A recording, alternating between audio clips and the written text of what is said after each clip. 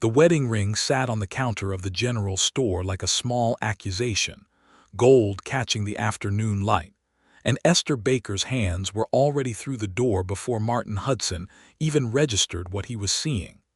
He had been standing at the far end of the counter, speaking with old Jeremiah Potts about a stolen horse, and his words dried up the moment his eyes found that ring. It was a simple band, thin and unadorned, the kind a man of modest means might put on a woman's finger with all the hope he could gather.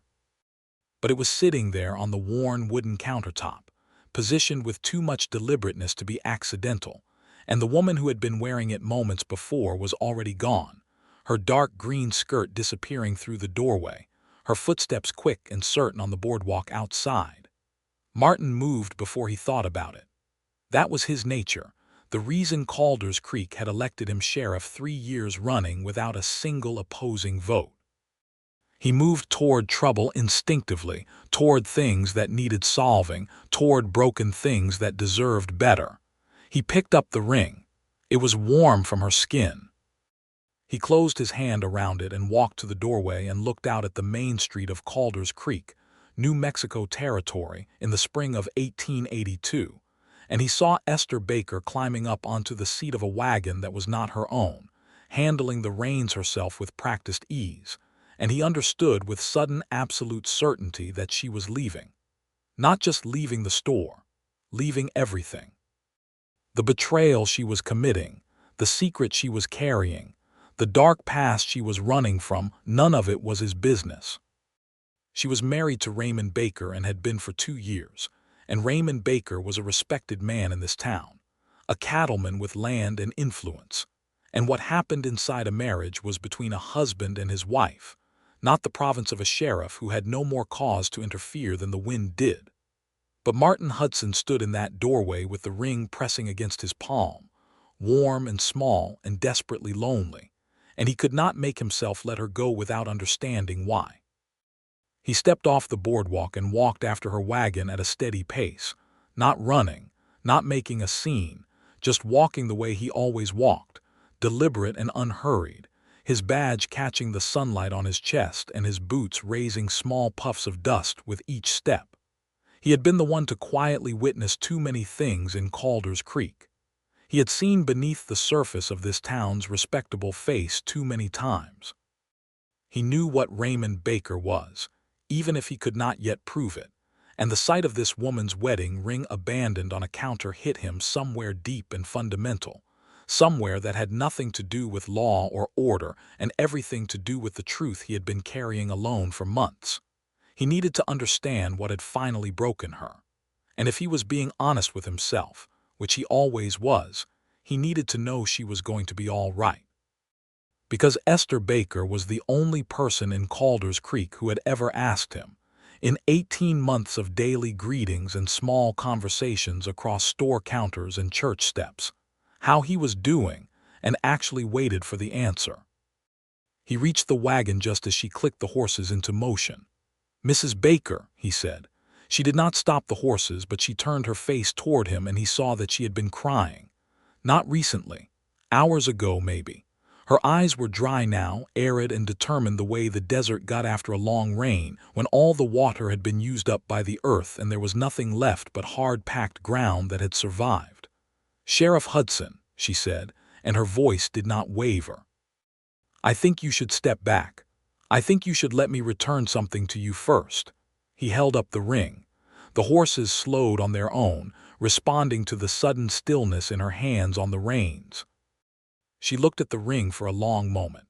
Something moved across her face, something complicated and layered, and then she said very quietly, "Keep it. It isn't mine to keep. It isn't mine anymore either." The wagon had stopped fully now, and the street around them had gone still in the way small town streets go still when they sense a story unfolding, windows glancing, an old man outside the barber shop who found sudden interest in his boot. Martin Hudson ignored all of it. He looked up at Esther Baker and he held the ring out toward her. "Where are you going?" he asked. "Somewhere he can't find me. He'll look. I know. Do you have money? Somewhere to go? People waiting for you?" She hesitated, and in that hesitation he read the whole catastrophe of her situation. She was 31 years old, she had no family in the territory, she had given up the last of her independence when she married Raymond Baker, and she had nothing but the clothes on her back and whatever small things she had been able to secret away before she walked out. "Take the ring," he said. "Sell it if you need to. It's worth something at least. I don't want anything of his." "Then consider it a loan from the county," he said, and something about the absurdity of it, the gentle, formal stupidity of that offer, cracked something open in her face. Not a smile, not quite. But the stone wall she was holding between herself and the rest of the world shifted a fraction. "You're a strange man, Sheriff Hudson. I've been called worse."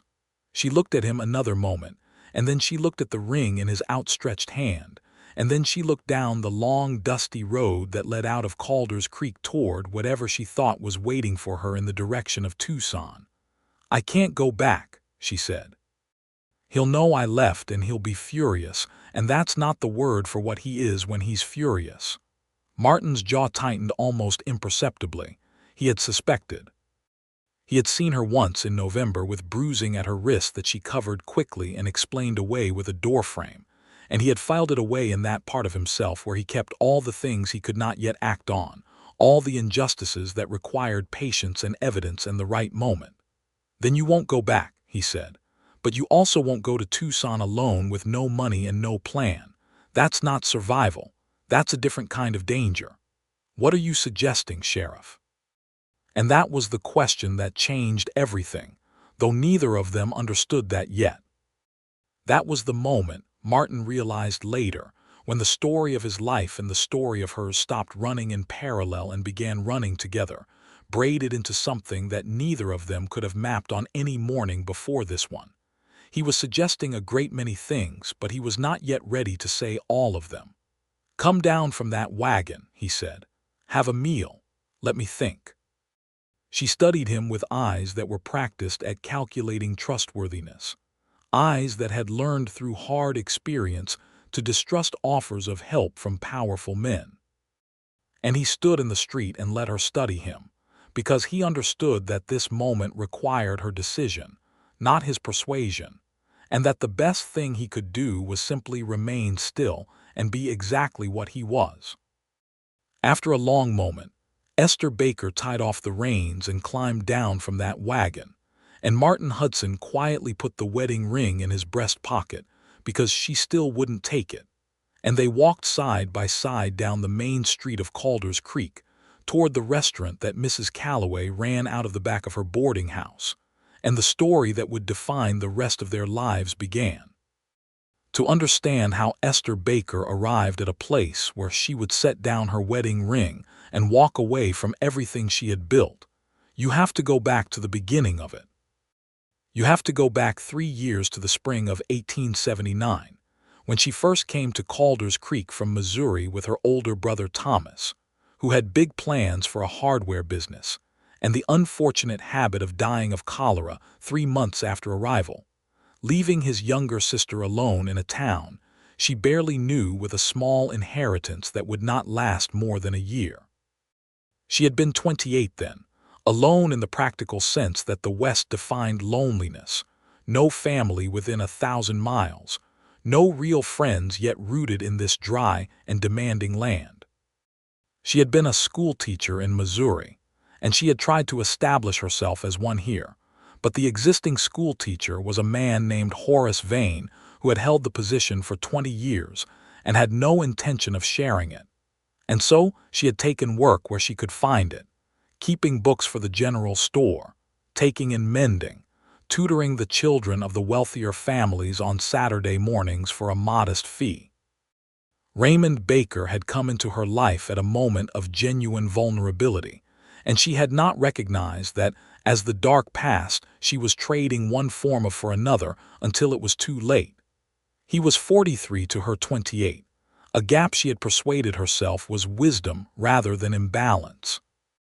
He was well-dressed and confident and spoke to her like she was intelligent, which she was, and he had a ranch with real cattle and a real house, and the kind of standing in the community that suggested reliability.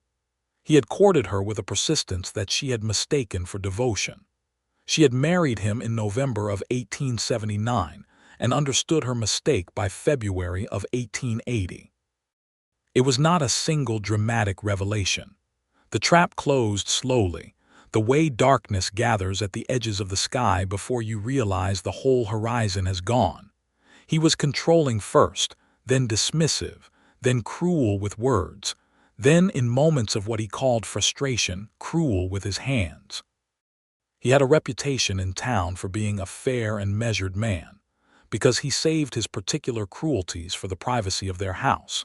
And Esther had lived with the hidden motive behind that careful public performance for 2 years, understanding that no one would believe her, that she had no resources to leave, that leaving a husband in 1882 in the New Mexico territory was not a simple matter of packing a bag. The morning she left, he had taken the grocery money from her hand and told her she was stupid with money and could not be trusted with it. And she had stood in the kitchen of the house she kept spotlessly clean and made a decision as clear and cold as a mountain spring. She was not going to die slowly in that house. She was going to leave, and she was going to do it that day, before she lost her nerve again, because she had come close before and let fear drag her back. She had taken the grocery money from where he'd set it down on the kitchen table while he turned away, along with the small amount she had saved from her tutoring fees over 18 months, hidden in a jar behind the dried beans in the pantry. She had packed what she could carry in a single saddlebag, and she had walked into town, and she had done the one last symbolic thing she needed to do. She had taken off the ring and put it on the counter of the general store, because she could not bear to carry it with her, and she could not bear to simply throw it in the dirt. And then she had made for the livery, where she had quietly arranged to rent a horse and wagon for what she claimed was a visit to a neighboring ranch. And then Sheriff Martin Hudson had picked up the ring and followed her, and the plan she had made alone, the desperate, brittle plan of a woman who had finally run out of patience, began to change shape. Mrs. Calloway's dining room was quiet in the mid-afternoon. The lunch crowd was gone and dinner was hours away, and the old woman brought them coffee without being asked, and then disappeared into the kitchen with the tact of someone who had watched enough human drama to know when to make herself scarce. The room smelled of bread and something with onions, and the afternoon light came through the curtained windows in soft horizontal bars, and Esther Baker sat across a table from the sheriff of Calder's Creek and told him what she had never told anyone. Not all of it, not at first. She told him the relevant pieces, the practical reality, because she was a practical woman by necessity even when her heart was breaking. She told him she had money for perhaps 2 weeks if she was careful. She told him Raymond would know by tonight. She told him she was thinking of Tucson because it was a city large enough to be anonymous, and she had heard the schools there needed teachers. Martin Hudson listened to all of it without interrupting, which was itself remarkable in her experience. He held his coffee cup in both hands and watched her with those steady gray eyes of his, the color of river stones, and when she finished speaking he was quiet for a moment before he said anything. "I know what he is," Martin said. She went very still. "I've known for some time," he continued. "I haven't been able to prove it in ways the law requires. He's careful, but I know." The relief of being believed, of not having to argue for the reality of her own experience, was so enormous that it threatened to undo her composure entirely. She pressed her fingers flat on the table and breathed. "Then you understand why I can't stay," she said. "I understand why you can't go back to that house," he said. "But I want to offer you a different option if you're willing to hear it." "I'm listening." He set down his coffee cup. "There's a woman, Clara Reyes, who runs a boarding house in Santa Fe. She owes me a favor I've never called in. She's a good woman, strong and discreet, and she takes in women who need a place to be invisible for a while. She's done it before. You could stay there, find your footing, make a plan that isn't held together with prayer and 3 weeks of savings." Esther studied him. "Why would you do this?" "Because it's right." "That's not an answer." "It's the only honest one I have right now," he said, And there was something in his voice then, something she tucked away to examine later, a quietness underneath the words that suggested they were carrying more weight than their surface meaning. "Raymond will come to you," she said. "He'll report me missing. You'll be obligated to look for me." "I'll be obligated to look for a woman who left of her own free will," he said. "Women are allowed to leave their husbands, Mrs. Baker, even in 1882, even in New Mexico territory. It's uncomfortable and it's difficult, and the law doesn't make it easy, but it's not a crime. He can't make me arrest you for making a choice. He has influence. He has influence with some people. He doesn't have it with me." She looked at him for a long moment. Martin Hudson was 34 years old, she thought, or thereabouts, though she had never asked him directly. He had been sheriff here when she arrived, and she had always known him as a fixed point in the town's landscape, reliable and contained, the kind of man who made a place feel safer simply by existing in it. He was tall and lean, with dark hair going slightly gray at the temples, and he had a face that was weathered but not hard, the kind of face that had seen difficulty and chosen not to let it make him mean. She had noticed him, she admitted to herself now, in the specific way that you notice something you had decided not to want. She was a married woman, and she had closed that particular door firmly and stood against it, and she had been pleasant and civil to Martin Hudson in the way she was pleasant and civil to everyone, because she was a woman who understood that her behavior reflected on her, and that in a small town your reputation was a survival tool. But she had noticed. "Why haven't you ever married?" she asked, and then immediately pressed her lips together because it was far too personal a question for the conversation they were supposed to be having. He was quiet for a moment, and then he said, "The right circumstances haven't presented themselves." It was a careful answer. She filed it away. "All right," she said. "Tell me about Clara Ray's in Santa Fe." Raymond Baker came to the sheriff's office the next morning at 7 o'clock, which Martin had expected, and he stood in the doorway with his hat in his hands and his expression calibrated to concerned husband missing wife. And Martin watched him do it from behind his desk and felt the cold, clear-eyed contempt he always felt when Raymond Baker performed for him. "Esther didn't come home last night," Raymond said. "I'm worried sick." "She was in town yesterday afternoon," Martin said. "I spoke with her. Do you know where she went?" "She didn't say." Raymond's eyes were flat and calculating beneath the performance of worry. He was a big man, wide-shouldered, with the kind of authority that came from money, and the way he'd spent 30 years making sure everyone around him understood his hierarchy. "She's not well, Sheriff. She gets confused sometimes. I'm worried she's had some kind of episode and wandered off somewhere she can't find her way back from."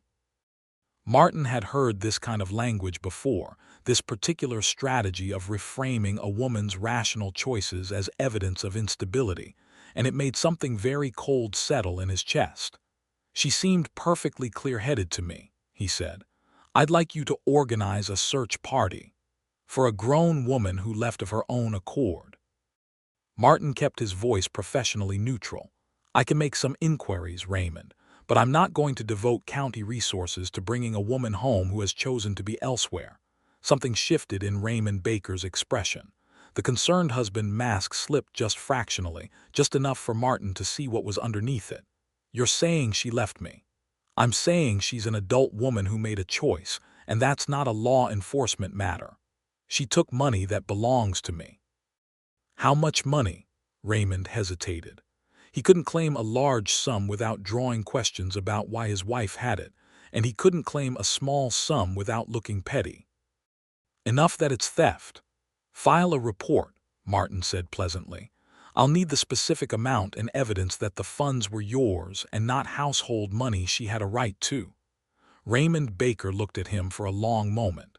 They had always understood each other, these two men, in the way that enemies who cannot yet move openly against each other understand each other.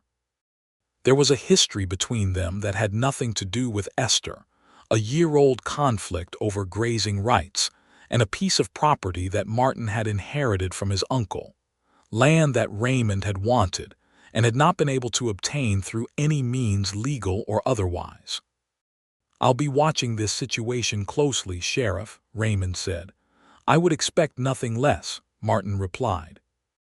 After Raymond left, Martin sat alone in his office for several minutes, thinking about the woman who was currently on a stage to Santa Fe, carrying the saddlebag and the small amount of money and the letter he had written to Clara Reyes and sent ahead by faster horse. And he thought about the ring in his breast pocket and the warmth it had held when he first picked it up, and he made himself very clearly and honestly examine what he was doing and why. He was doing his job, in part. Protecting a woman who had been harmed was part of his job, even when the harm was domestic and the law was indifferent to it.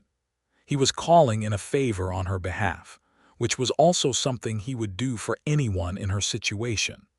But he was also doing something else, something that existed just below the surface of professional duty, and he did not let himself look away from it. He was doing this because Esther Baker mattered to him in a specific and personal way that had been growing quietly and without his consent for the better part of a year. And this situation had ripped away the circumstances that required him to keep that fact neatly filed and never acted upon, and he was not entirely sure what to do with that. He was a man who believed very strongly in doing things right, in sequences and ethics and the proper order of events. Esther Baker was still married to Raymond Baker. That was a fact, and it mattered, and he was going to keep it in the front of his mind no matter what. But he was also, he realized, already thinking about the letter he intended to write to Clara Reyes to check on Esther's well-being, and the perfectly reasonable professional excuse he was constructing for why such a letter would be appropriate. And he was honest enough with himself to find the whole thing slightly ridiculous. He put the wedding ring in the locked drawer of his desk and went about his day.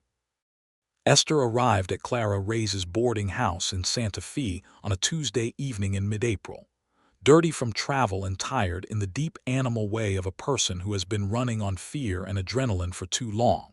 And Clara Reyes, a woman of 50 with iron-gray hair and the matter-of-fact warmth of someone who had survived a great deal herself, took one look at her and put her directly in a bath, and then fed her a meal that was the best thing Esther had eaten in 2 years.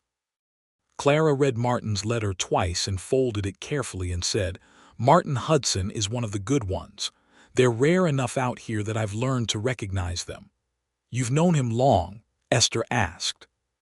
"Going on 8 years. He helped me when I needed helping, and he didn't ask for anything in return or hold it over me after, which is both of the things that matter." Clara looked at her with the directness of a woman who had stopped softening truths 20 years ago. "He told me to keep you safe and help you find work, which I will do, but I'm also going to tell you something he probably didn't put in that letter." "What's that?" "That man doesn't call in favors. In 8 years, I've never known him to ask anything of anyone. The fact that he used his one favor for you says something."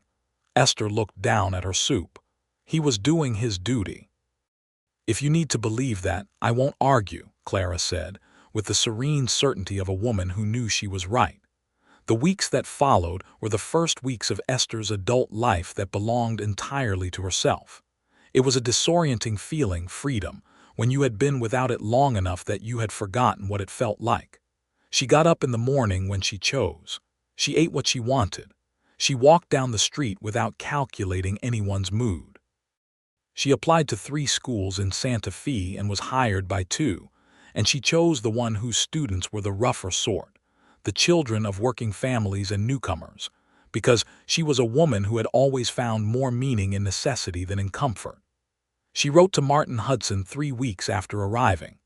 It was a brief letter, professional and grateful, reporting that she had found work and was well established and expressing her thanks for his assistance. She signed it, "Yours sincerely, Esther Baker," and then stared at that signature for a moment, the name that was not really hers anymore in any way that felt true, and she sent it anyway because she didn't know what else to sign it. Martin's reply came back faster than she expected. He wrote in a hand that was clear and direct, no unnecessary embellishment, the handwriting of a man who wrote only what he meant to say. He was glad she was well.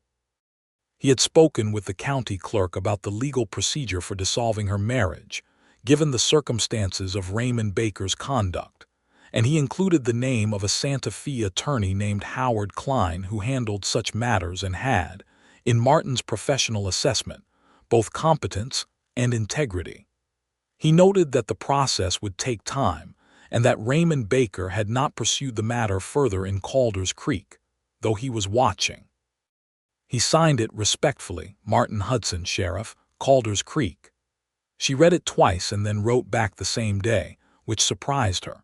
She told him about her students, a particular boy named Felix who could not read but was the most ferociously intelligent child she had ever encountered, and a girl named Pillar who wanted to be a doctor, which Esther privately believed she could become, in whatever changed future version of the world might make that possible.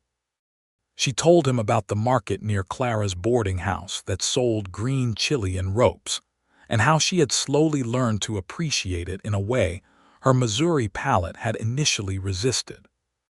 She was not sure exactly why she was telling him these things. She told herself it was gratitude. Gratitude required correspondence. Martin Hudson wrote back in 5 days. He told her about a case he was working, 2 cowboys who had gotten into a dispute over a card game that had escalated to a shooting, and how the survivor claimed self-defense while 3 witnesses claimed otherwise, and the legal and moral puzzle of sorting out the truth. He described it the way he described everything, with the measured precision of a man who had thought about the thing very carefully before speaking, and underneath the professional language she could hear him, the actual person, thinking out loud on the page. She wrote back in 2 days. They wrote to each other twice a week for 6 weeks, and then 3 times a week, and then there was a period where she wrote something she intended to be brief, and it stretched to 4 pages, and she was folding and sealing it before she understood that she was not writing letters anymore. She was having a conversation. A long, continuous, deeply satisfying conversation with a man she thought about in the hours between letters with a frequency that was no longer something she could attribute to gratitude. She filed for divorce from Raymond Baker in May of 1882 with Howard Klein's assistance.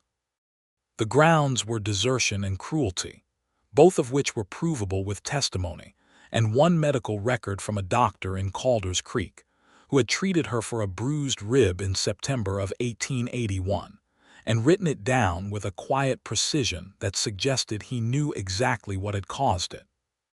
The process was not fast, and it was not without humiliation, because the law in New Mexico Territory was not designed with women's ease in mind, and Raymond Baker hired his own attorney and disputed every claim.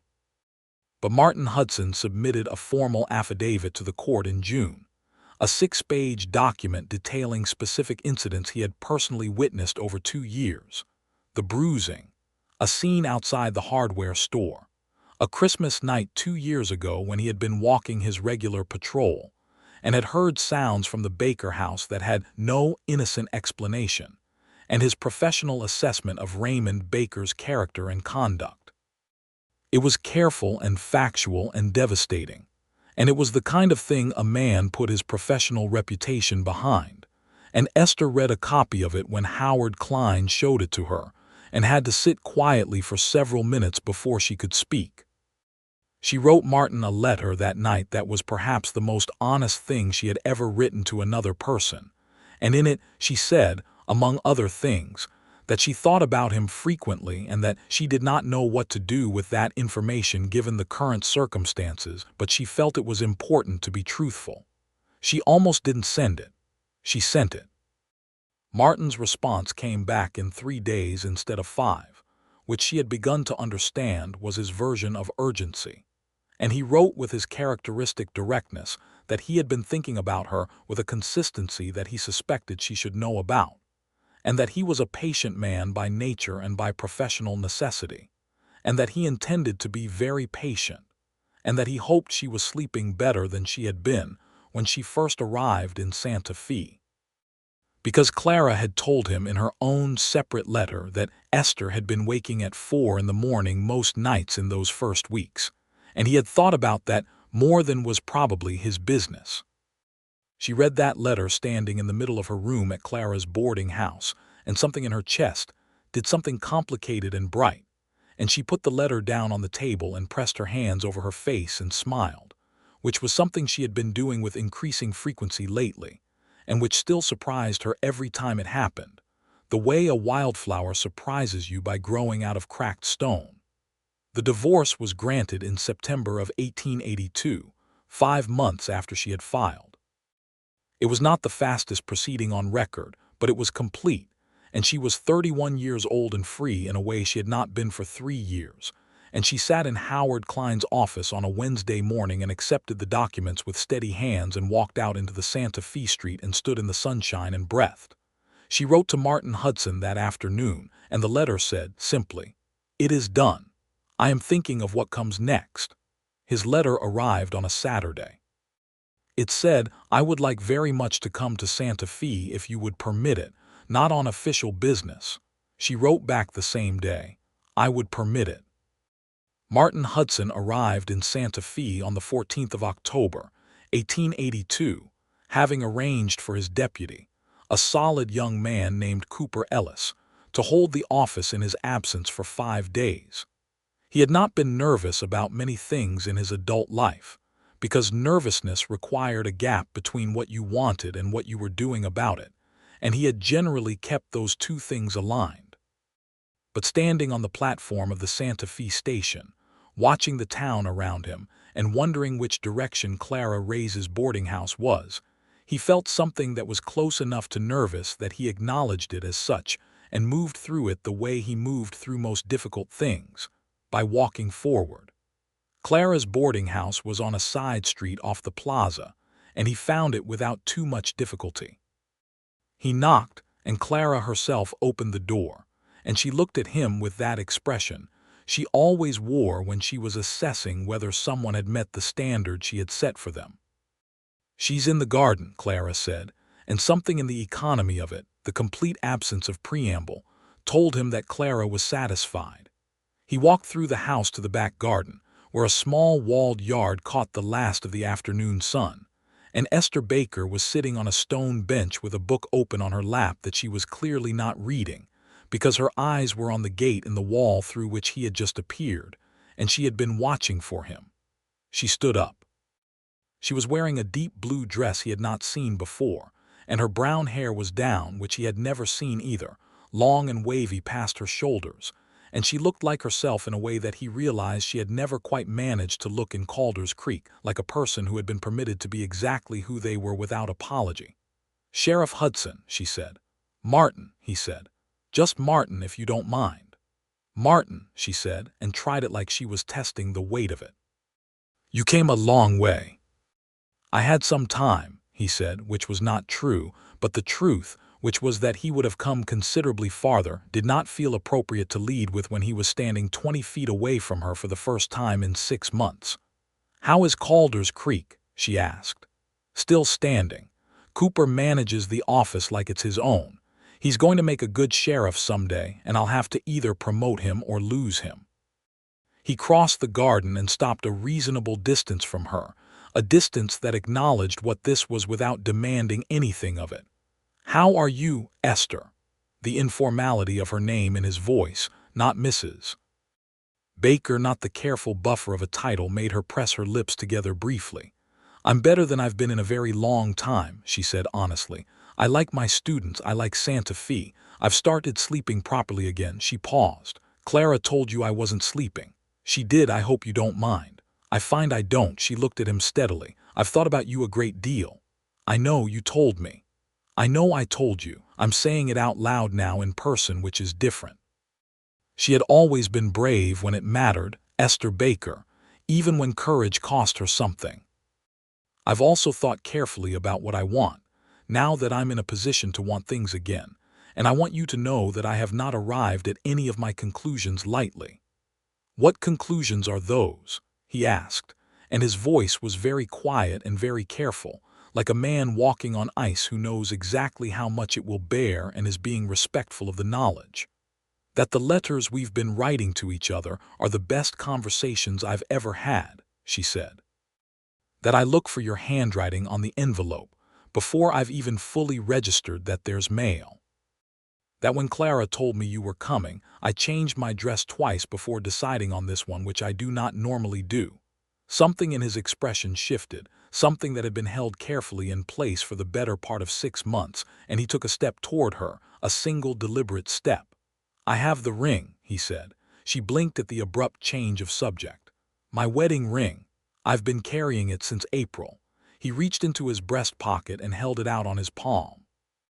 "I thought you should have it back. It's yours, whatever you do with it."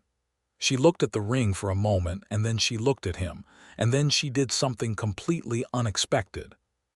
She took the ring from his palm and walked to the small wall at the edge of the garden and set it down on top of the stone very gently and left it there. "I don't want it," she said. "It was never really mine. It was his claim on me." She turned back to face him. "I'd like to come back to Calder's Creek. Eventually. Not yet, because there are things I want to finish here, a full school year for my students at minimum, but eventually, if there's a reason to." "There's a reason," Martin said, and closed the remaining distance between them. The first time he kissed her was in that walled garden in Santa Fe on an October afternoon in 1882, with the smell of dry earth and late flowers in the air, and the distant sound of the city going about its life on the other side of the walls. And it was not a tentative kiss, because neither of them was tentative people, but it was also not urgent in the wrong way. It was thorough and certain and warm, and when it ended she stayed where she was with her eyes closed for a second longer than was necessary, and then she opened them and looked at him and said, "I've been wanting to do that for considerably longer than I've admitted in any of my letters." "How long?" he asked. She thought about it. "Since March," she said. "The Wednesday in March when you stopped in the general store and you were arguing with Jeremiah Potts about something, and you were completely wrong about whatever it was, and you figured it out in the middle of the argument and just stopped and said, 'I believe I've been wrong about this,' just like that, without any excuses or maneuvering. You just admitted it." He considered this. "That's a specific memory." "I have a very specific mind," she said. "March. You were wrong about the price of a particular grade of flour." He laughed, and it was the most natural sound in the world, and she felt the warmth of it like sunlight on cold skin. He stayed for 4 days, and they walked through Santa Fe in the evenings after her school day was finished, and they talked the way people talk when they've been saving things up, not desperately, not in a rush, but with the deep pleasure of people who have found a frequency that matches their own. He told her about his childhood in Tennessee, a farming family, 3 brothers, his father who was a good man and his mother who was a remarkable one. He told her about coming west at 22 with no particular plan except restlessness and a desire to see what was out there.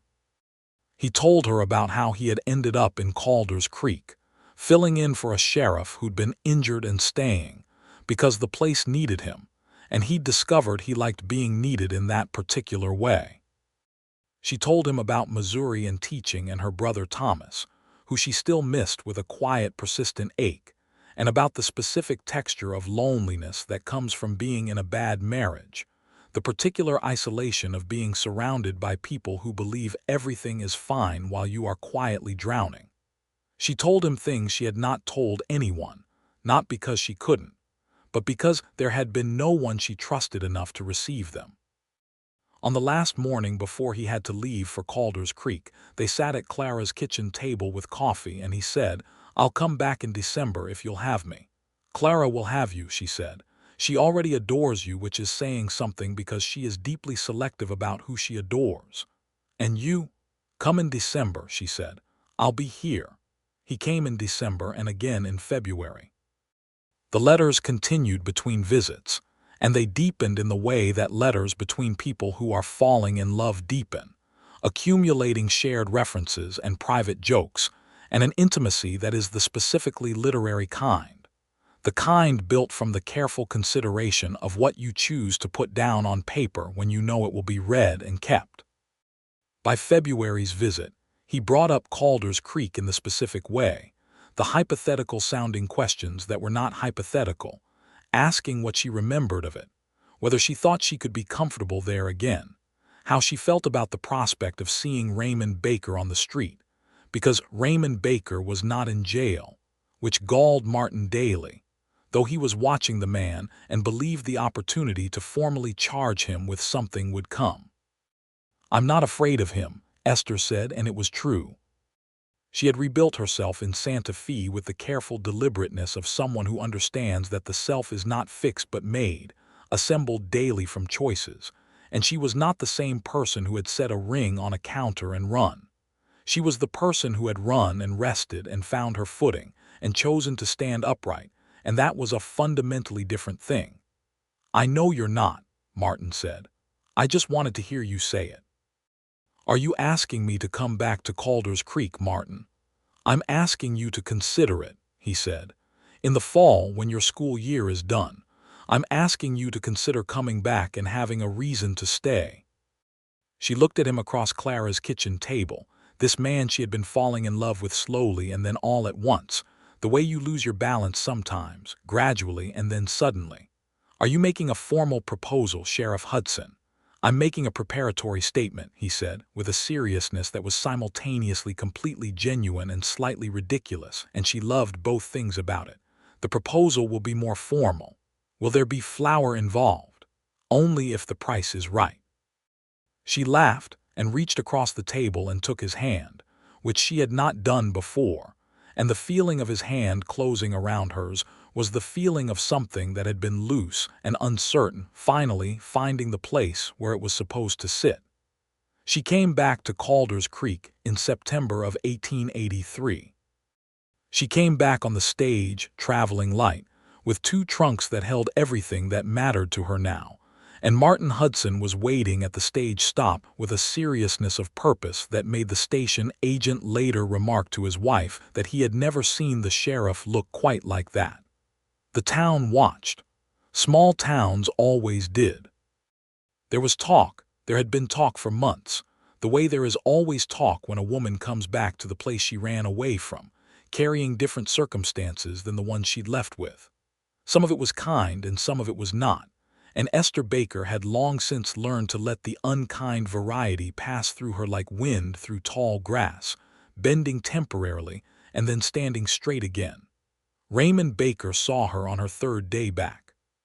She was coming out of the general store with a paper-wrapped package when he came around the corner, and they stopped 4 feet apart on the boardwalk, and she looked at him with the cool, clear eyes of a woman who had survived him and built something better on the other side of the surviving.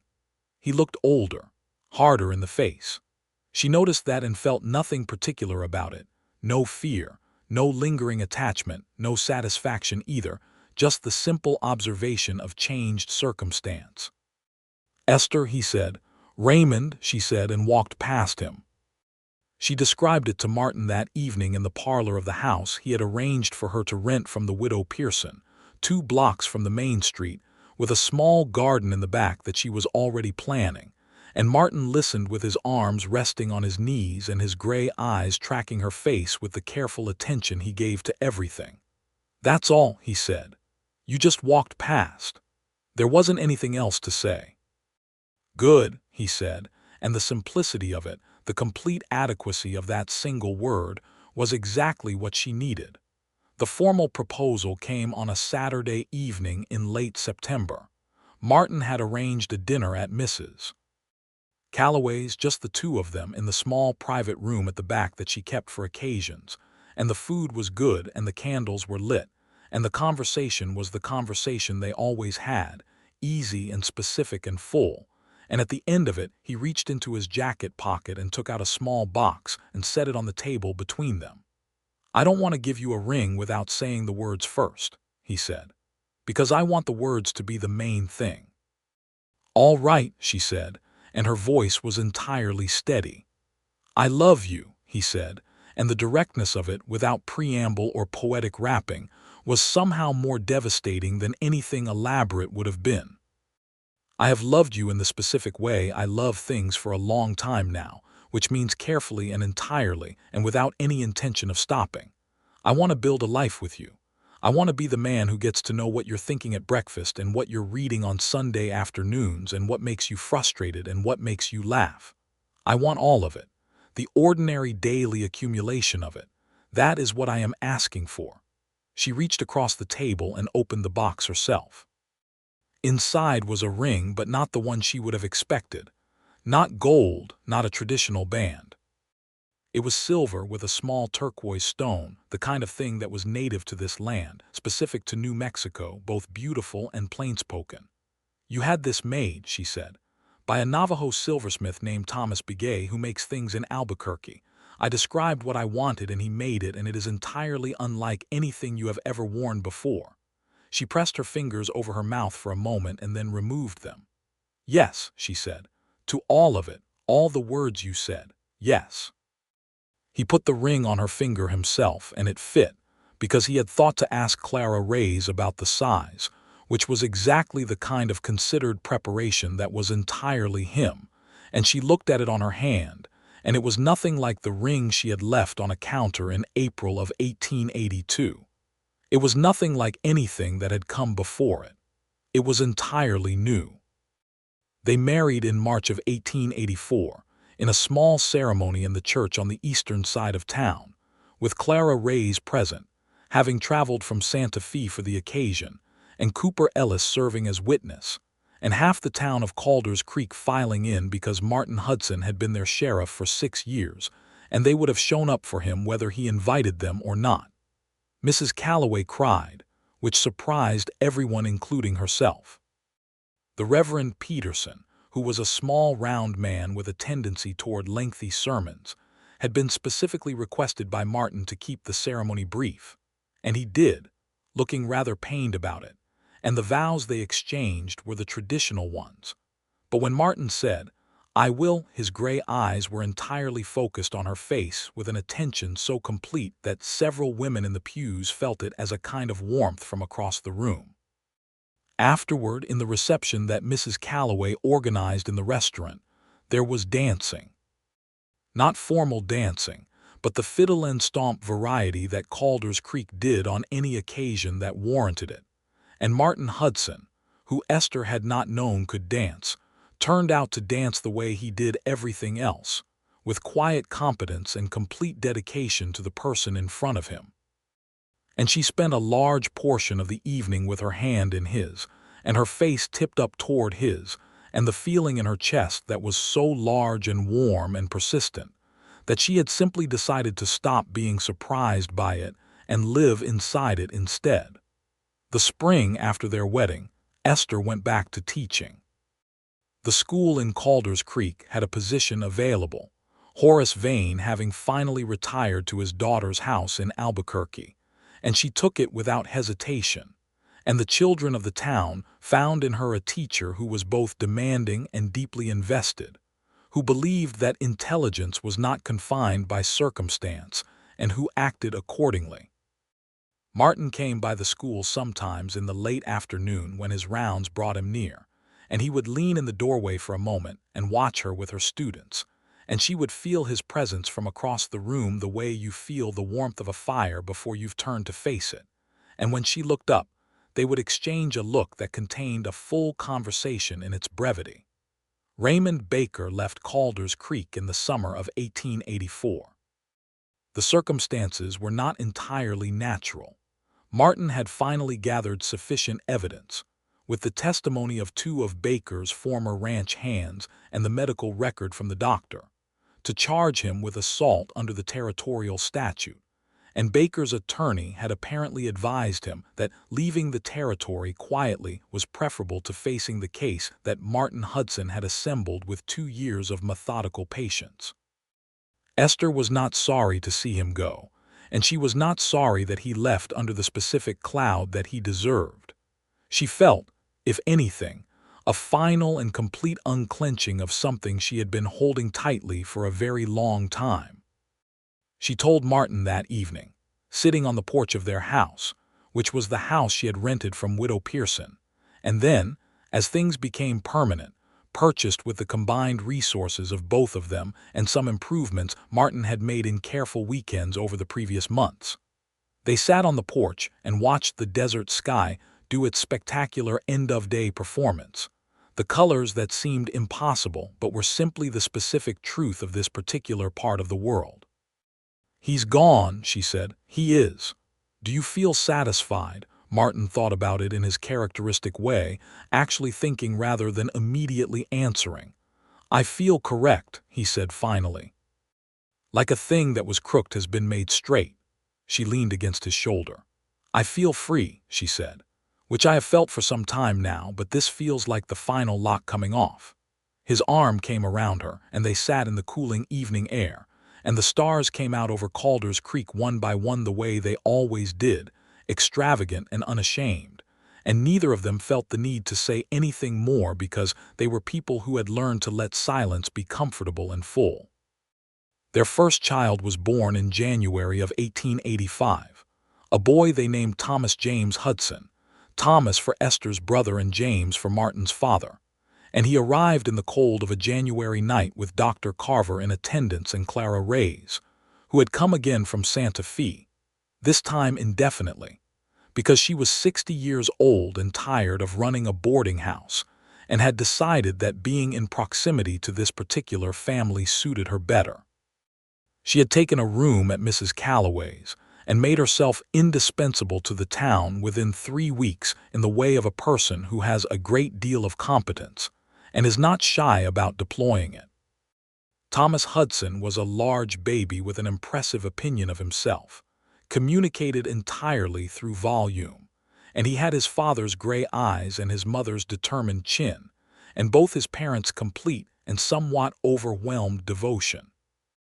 Martin Hudson, who had faced outlaws and armed disputes and the full variety of human conflict without particular show of emotion, stood next to the bed where Esther held their son and looked at the two of them with an expression that Esther saved in her memory as carefully as she had ever saved anything. "He's very loud," Martin observed. "He takes after me," Esther said, which was only true in the sense that she had strong opinions, not in the sense that she expressed them through screaming. "He does not," Martin said, and smiled, which transformed his whole face the way sunrise transforms a landscape, and she thought, not for the first time, that she would spend a great many years being grateful for the particular sequence of events that had led her to this room, this man, this child, this version of herself that she had built from the ruins of what came before.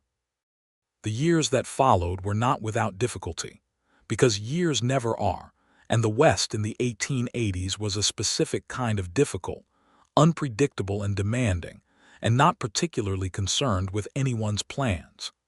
There were hard winters and dry summers and economic pressures on the small ranching and farming community, and there was always the ordinary accumulation of human conflict that kept a sheriff employed. Martin had 2 deputies now, Cooper Ellis and a young man named Samuel Rowe, and he managed the office with the same methodical competence he brought to everything. But they were years of abundance in the ways that mattered most.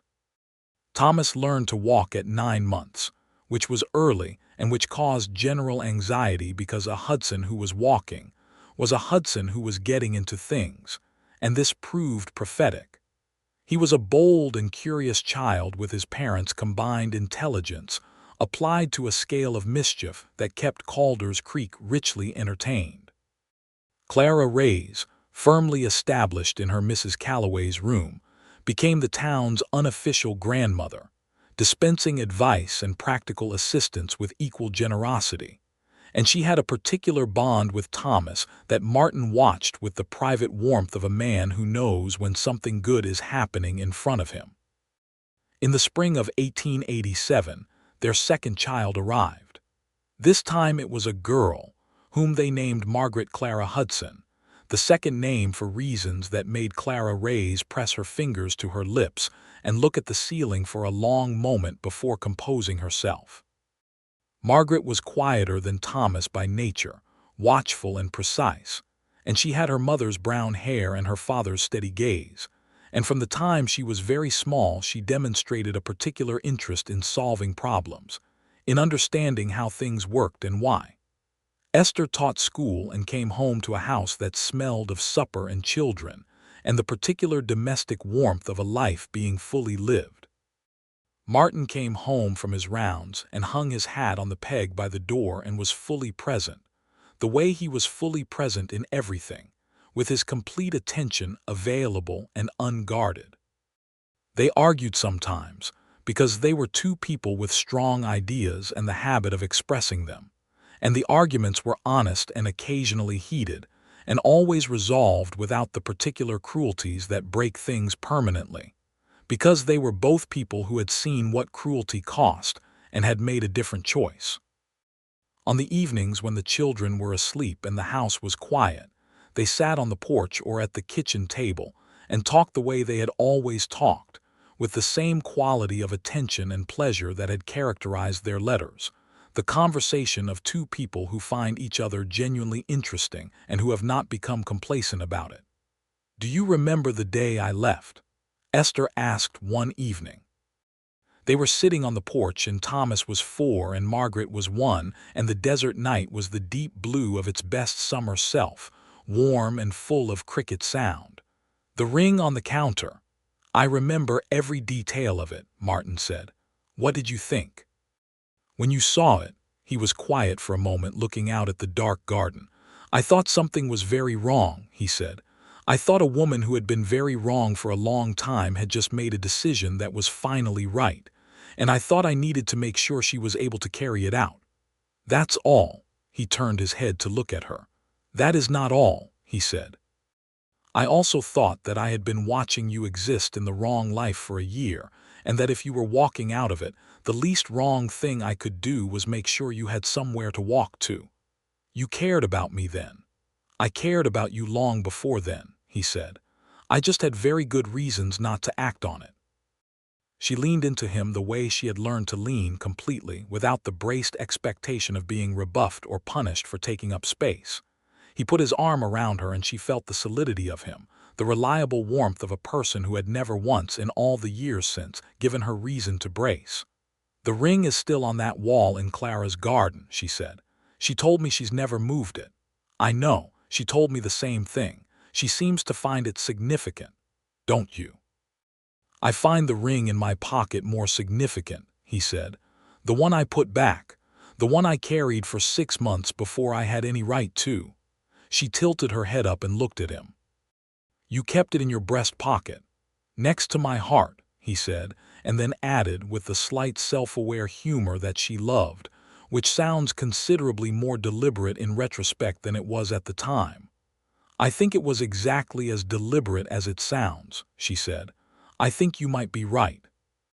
She kissed him then, on the porch in the evening air, and he kissed her back with the same complete attention he gave everything she offered him. And somewhere inside the house, Thomas shifted in his sleep and called out a single syllable that resolved into nothing requiring action. And Margaret made a small quiet sound from her room, and the night settled back into its particular music. The years kept coming, as they do, each one adding its specific weight and color to the accumulated fabric of a life. Cooper Ellis became sheriff of a town 2 counties over in 1888, and Martin attended his swearing-in ceremony with the specific satisfaction of a mentor watching a student claim his rightful thing. Samuel Rowe stepped up to deputy, and Martin hired additionally a young man named Alejandro Vega, who spoke both English and Spanish with equal fluency and brought a dimension of competence to the office that proved invaluable in a territory where both were essential. Clara Reyes remained in Calder's Creek, deeply embedded now, an institution unto herself. She and Mrs. Calloway had arrived at the particular friendship that forms between two strong-willed older women who discover each other's worth, and they occupied their adjacent lives with the comfortable ease of long familiarity. Clara taught Margaret, from the time the girl could hold a pencil, everything she knew about running a household with efficiency and independence, which was considerable, and she taught Thomas, on his regular visits to her room, the particular kind of patience that comes from having lived a long time and seen many outcomes. Esther continued to teach school.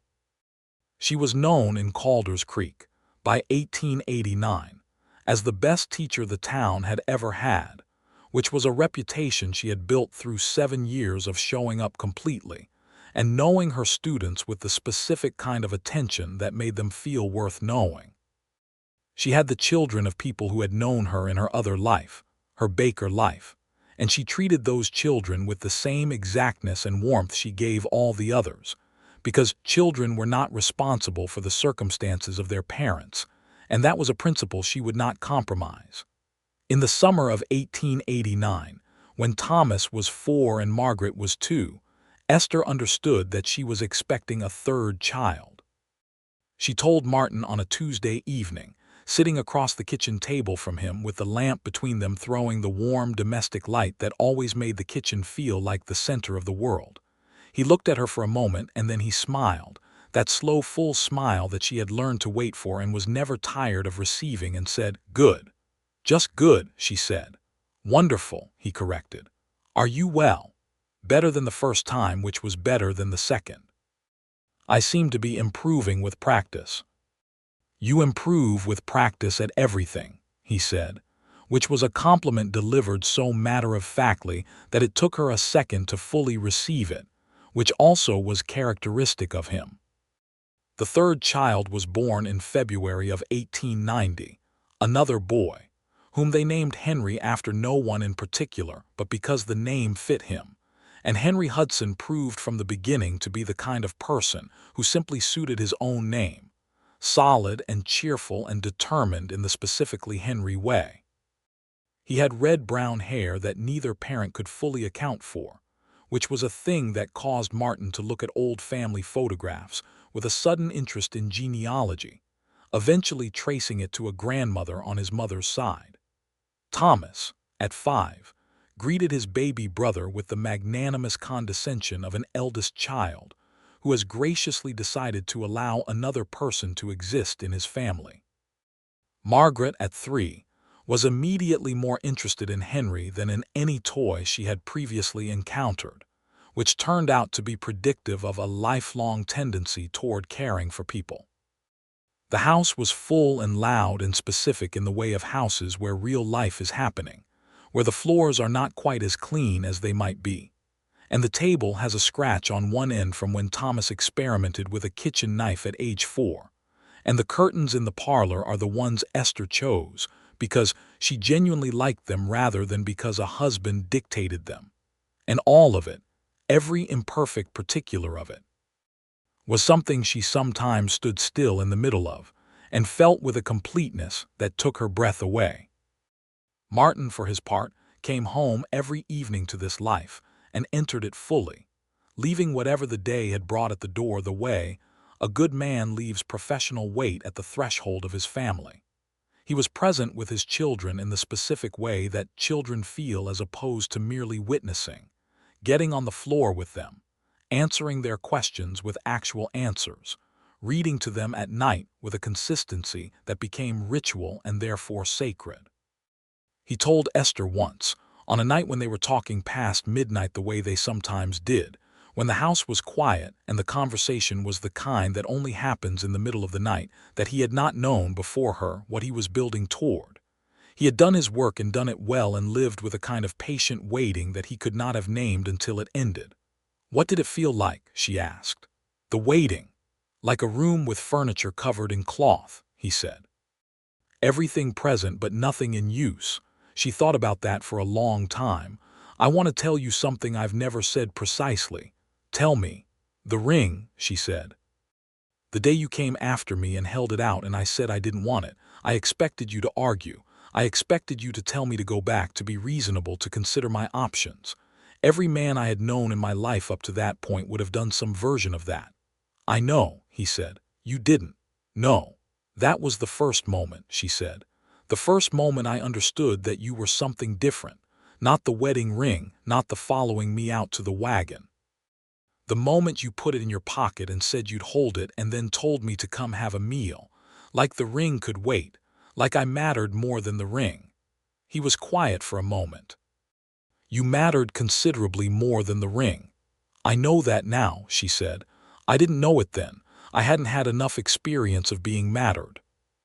He reached across the space between them in the dark room and found her hand, and held it with the same quiet completeness he'd brought to everything from the beginning. And she held his back, and they lay there in the dark with the night sounds of Calder's Creek coming through the window, and 3 children sleeping in rooms along the hall, and the life they had made together existing around them like the most permanent architecture in the world. In 1891, Martin was offered the position of territorial marshal, which would have taken him to Santa Fe and given him considerably greater authority and considerably greater complications. He discussed it with Esther over 3 evenings with the thoroughness he brought to significant decisions, laying out the possibilities and constraints, listening to her thinking with the complete attention he had always given her words. She told him what she thought honestly, which was that he would be very good at it, and that it would also take him away from Calder's Creek more than she would like, and that the children were at ages when they wanted their father present, but that she would support whatever he decided because he had never made a decision she could not respect. He declined the position and wrote a letter to the territorial governor explaining that his particular usefulness was location-specific, which was true, and that he had reasons for remaining in Calder's Creek that were personal, which he did not elaborate upon, and which everyone who knew him understood. He told Esther afterward that he had known the answer before they discussed it, but that he had wanted to discuss it anyway. "Why?" she asked. "Because it's your life too," he said simply. "The decision about where to live it belongs to both of us." She had, by 1891, been married to Martin Hudson for 7 years, and she was still, with some regularity, stopped short by him.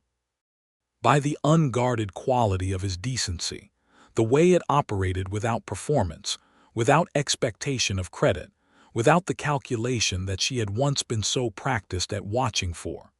She had once, in a letter to Clara Reyes, described loving Martin Hudson as being like living next to a fire in winter.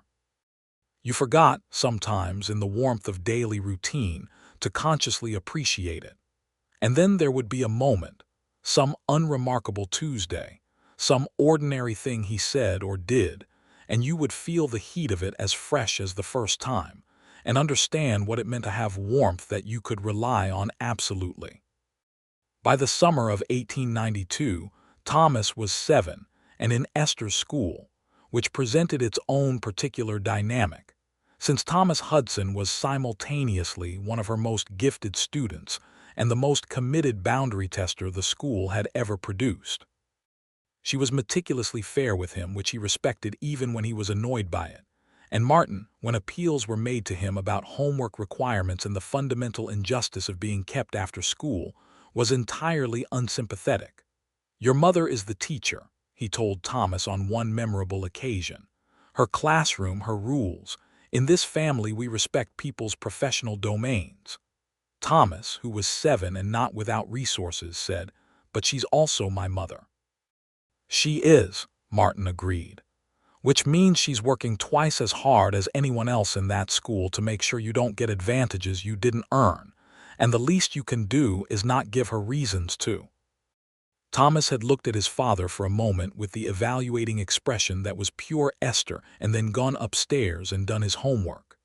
That fall, a family arrived in Calder's Creek, newcomers from back east, a man named Albert Morse who was attempting to set up a medical practice, with his wife and 3 children. The arrival of a doctor was celebrated by the town, which had been relying on Dr. Carver, now in his 70s, for too long. But the Morses were also black, and New Mexico Territory in 1892 was not uniformly welcoming of this, and the specific reception they received from certain quarters of the town was something Martin Hudson addressed directly, publicly, and with the full weight of his office and his reputation. He and Esther hosted the Morse family for Sunday dinner within a week of their arrival, which was a statement that Calder's Creek read clearly, and when a petition was circulated suggesting that Dr. Morse practice from a different location than the main street, Martin and Esther both signed the counterpetition, and Martin additionally had a private conversation with the petition's organizer that no one was party to, but that produced a notable change in the man's behavior. Esther enrolled the Morse children in her school and gave them the same complete attention and high expectation she gave every child. And by Christmas, the Morses were as established in Calder's Creek as anyone, which did not mean prejudice disappeared, because it never simply disappears, but it meant they had the town's official backing and the practical protection that came with it. Albert Morse became one of Martin's closest friends. It was the kind of friendship that forms between two men who think in similar ways about ethics and responsibility, who share a fundamental seriousness about the world and a genuine humor about themselves. They played chess on Sunday evenings. The Morse children and the Hudson children occupied the parlor floor in various states of cooperative chaos, and the two households became one of those neighboring constellations that make a community rather than just a collection of people in proximity. By 1894, Thomas was 9 and Margaret was 7 and Henry was 4 and Esther was, in the early months of that year, coming to understand that a fourth child was on the way. She was 43 years old and Martin was 46, and they sat with this information together on a quiet Sunday afternoon while the children were outside and Clara Reyes was visiting and deliberately giving them the kitchen to themselves. "We are older than we were," Esther said. "We are," Martin agreed. "Dr. Morse says it is perfectly manageable, but that I should be careful. You'll be careful. I'm always careful." "You are," he said with a smile that acknowledged the slight inaccuracy of that claim as it applied to her general approach to life.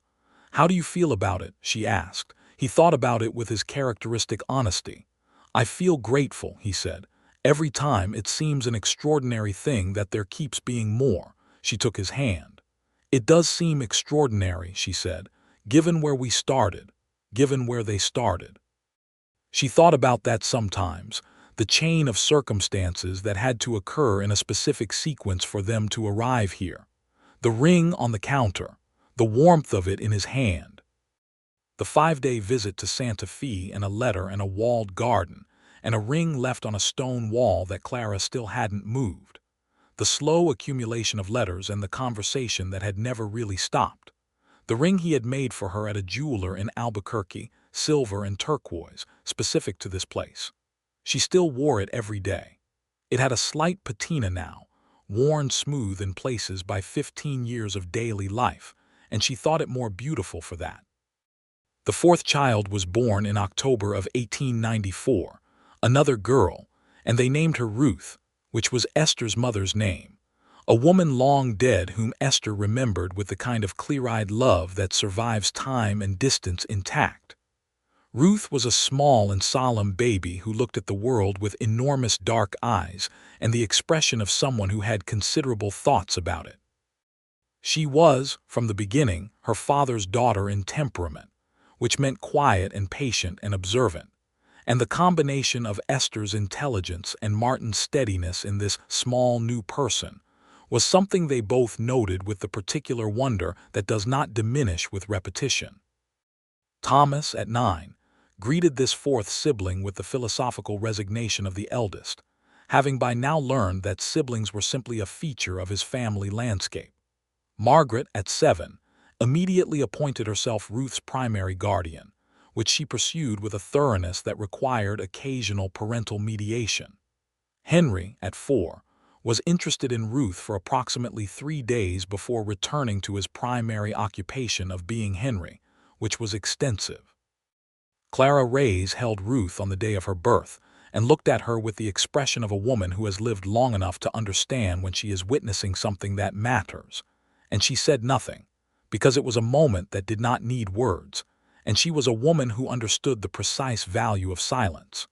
The years from 1894 to 1900 were the years of the family's deep establishment, the way trees establish, putting down roots that go further than the surface shows. Martin served as sheriff of Calder's Creek until 1899, when Samuel Rowe formally ran for the position, and Martin endorsed him publicly and with genuine warmth, and stepped down into the private life he had been moving toward for some time. He took over the management of his uncle's land, the parcel that Raymond Baker had once tried to acquire, and turned it into a small ranch with cattle that Thomas, now a teenager of considerable capability, helped manage with the serious interest of a young man who has found his work. The ranch was modest by the standards of the territory, but it was theirs, owned outright, and it produced enough to keep them comfortable without demanding more than they chose to give. Martin was 49 when he stopped being sheriff and 50 when he started being something he had not had a name for before, which was a man who was where he was supposed to be, doing what he chose to do, with the person he loved in daily proximity and the life they had built together around him on all sides. He described it to Albert Morse one Sunday evening over the chess board as an embarrassment of richness. "You've earned it," Albert said. "Some of it I've earned," Martin said. "Some of it is pure fortune. The fortune is in recognizing what you're being given when you're given it," Albert said. "A great many people walk past their own happiness." Martin thought of a woman walking quickly toward a wagon with a wedding ring left on a counter, and himself following, not because the law required it but because something in him had known, before his conscious mind had formed the knowledge, that this particular moment was one of the ones that mattered. That this was one to step toward rather than observe. "That's true," he said. Esther, who was in the parlor with the children and Catherine Morse, laughed at something from the other room, her full, genuine laugh, the one she had slowly recovered in Santa Fe, and which had deepened over the years into something particularly hers, and Martin heard it across the house and felt the warmth of it the way he always felt it, direct and immediate and certain. Thomas Hudson graduated from the Territorial School in Santa Fe in 1901 and came back to Calder's Creek with the intention of making his life there. He had his father's steadiness and his mother's precision and a temperament that was entirely his own, and he married in 1902 a young woman named Ana Vega, the daughter of Alejandro Vega, Martin's former deputy, and the wedding was held in the garden behind the Hudson house, which Esther had spent 20 years making into something extraordinary, and was attended by what seemed like the majority of Calder's Creek. Martin walked his son to the altar with the specific quiet pleasure of a man watching a continuity he had helped build. Esther in the seats cried in the contained and private way she cried, which was mostly in her eyes without much theater, and Clara Reyes, at 81 and sharp as ever, sat beside her and held her hand without comment. Margaret Hudson, at 16, was the most competent person at the wedding and possibly in Calder's Creek, which she proved by managing the catering, the seating, her younger siblings, and her own emotional response to the occasion simultaneously. She had announced at 14 that she intended to become a doctor, which had caused Martin and Esther to have a very direct conversation about the state of education for women in 1899 and what resources they could bring to bear on this ambition, and the answer had been that they would figure it out, which they subsequently did, identifying the Woman's Medical College of Pennsylvania as the institution that would prove her particular destination. She would get there. They were already certain. Henry, at 11, was at the wedding primarily in the spirit of a very large and cheerful dog who has been dressed up for a formal occasion, present and enthusiastic and slightly at odds with the formal setting, and he made up for it by dancing with such genuine joy at the reception that he improved everyone's mood around him. Ruth, at 7, was the flower girl, and performed this function with the solemn concentration of a person who takes responsibilities seriously, placing petals with a deliberateness that made several people suppress smiles and made her father's eyes crinkle deeply at the corners. After the wedding, when the guests were gone and the children were settled and the garden had been restored to order, Martin and Esther sat together on the porch in the late summer evening, and the quiet settled around them like something solid.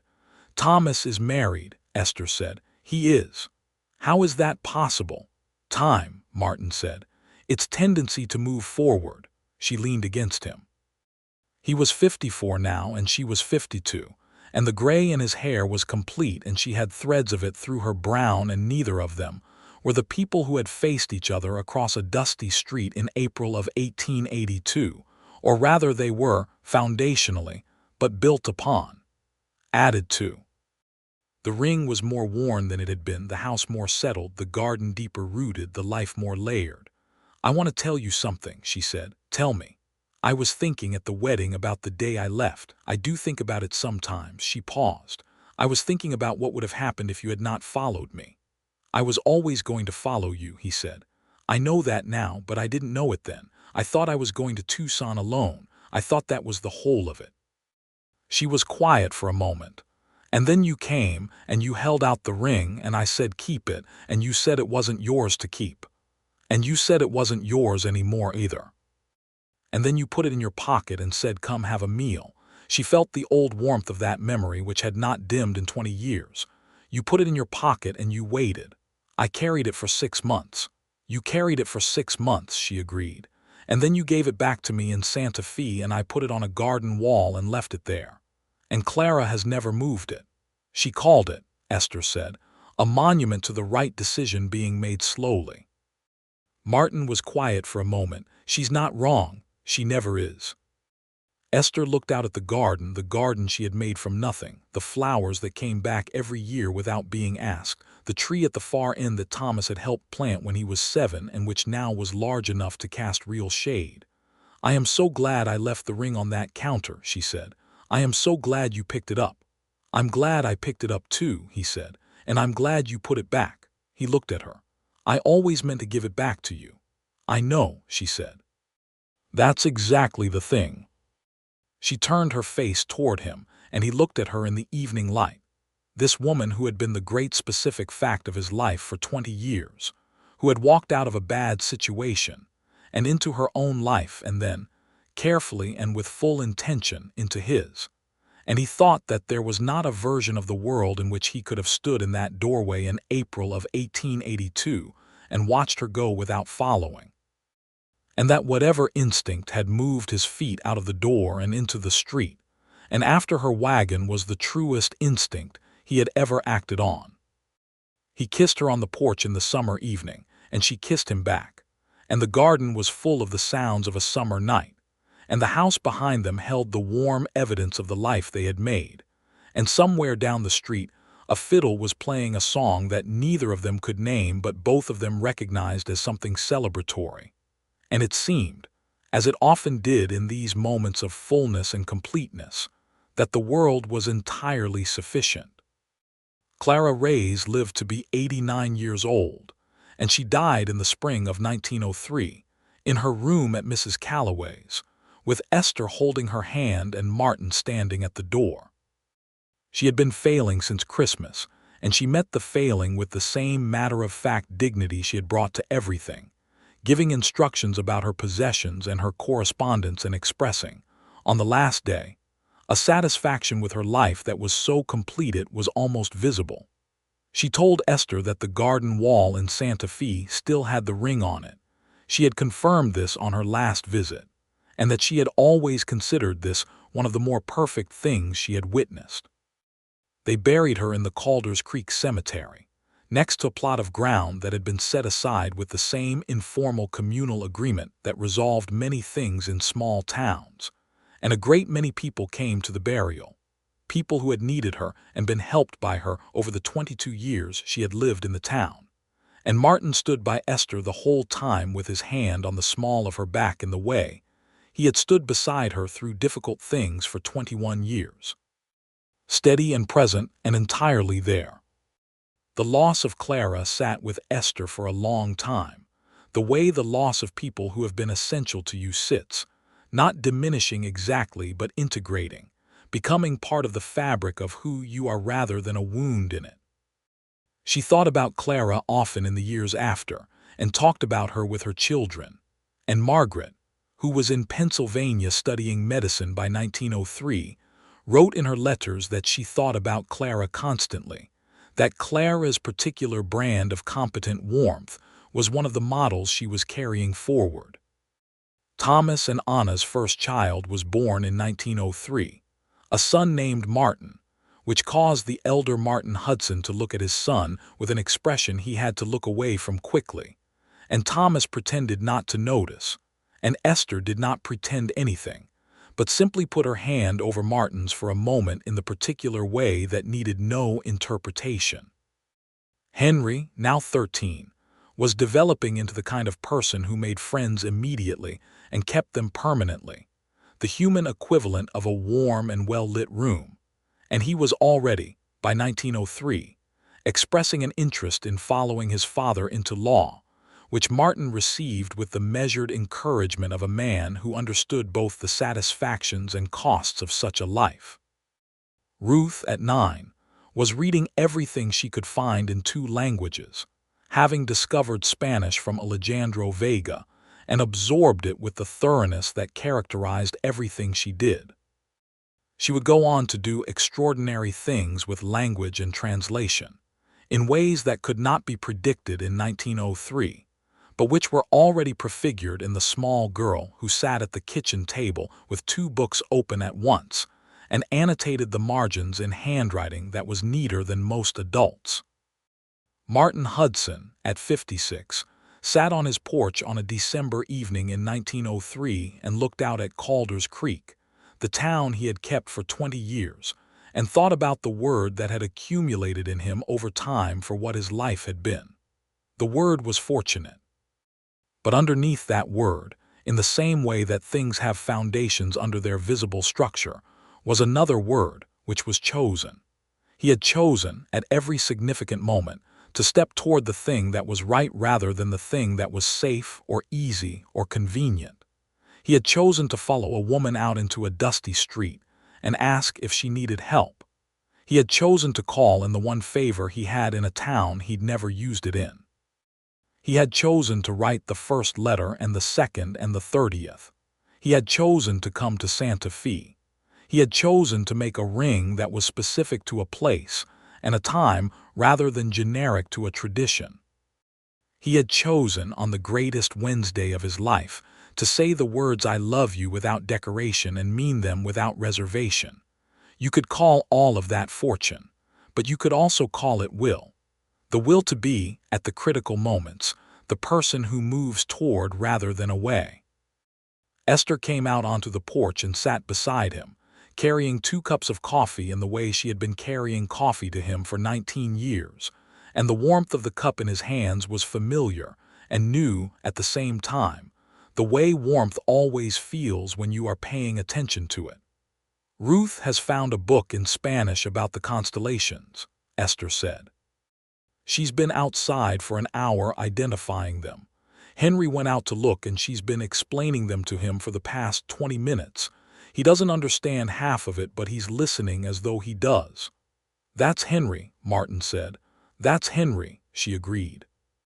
They sat in the comfortable silence that was their oldest language, looking at the sky above Calder's Creek, which was doing what it always did on clear December evenings, presenting itself as the most extravagant sky in the world, star-heavy and indifferent to whether anyone was watching. "Are you happy?" Esther asked, not because she didn't know the answer, but because she liked the particular act of asking it, the way it made both of them stop and take inventory. Martin considered the sky, the children, the house behind them, the coffee in his hands, the woman beside him who had been the organizing fact of his best years. "Abundantly," he said. She put her head against his shoulder. "Good," she said. "So am I." And they stayed there together in the evening, in the life they had built from a ring on a counter and a hand extended, and a choice to turn toward rather than away, and the night gathered warmly around them, and the children were safely near, and the world was, for this moment, and for all the moments they had gathered and would gather, more than enough.